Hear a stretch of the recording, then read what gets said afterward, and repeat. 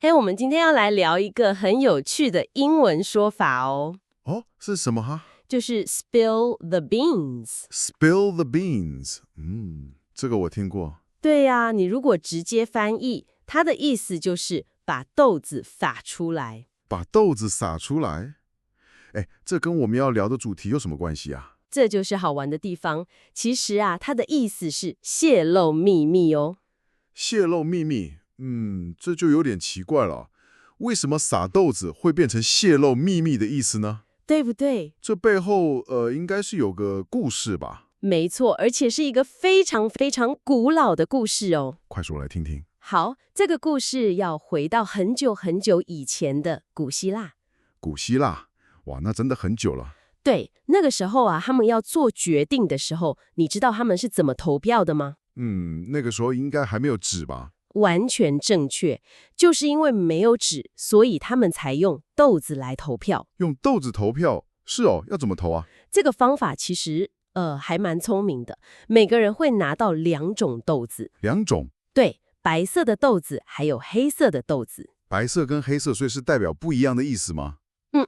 白色的豆子就代表赞成，那黑色的豆子，你猜猜看？那就是反对咯。答对了，然后每个人会偷偷的把自己的豆子放进一个超级大的罐子里。哦，所以是秘密投票。对，重点就是“秘密”这2个字，在结果公布以前，没有人知道谁投了什么票。也不知道总共有几票赞成，几票反对。就是这样。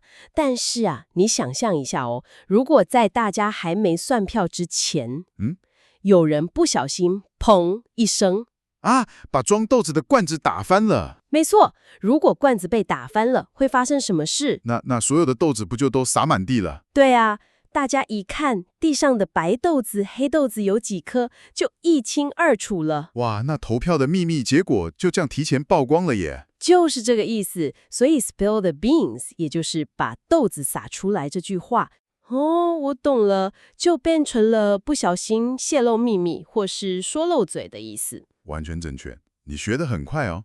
哎，这个故事超有趣的啦，所以这就像我们正在偷偷准备妈妈的生日惊喜派对。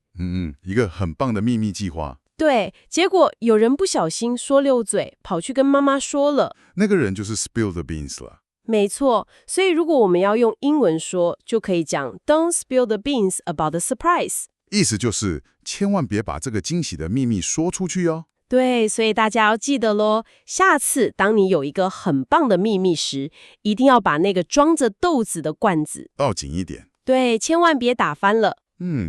那我最后也来问一个问题，让你回家可以想一想。好啊，你想想看哦，有没有哪一次你差点就把一个关于惊喜的好秘密给 spill the beans 了呢？哦，这个问题很棒。然后啊，你也可以再想一想，什么样的秘密保守起来很有趣，而什么样的秘密你觉得其实是应该要说出来的呢？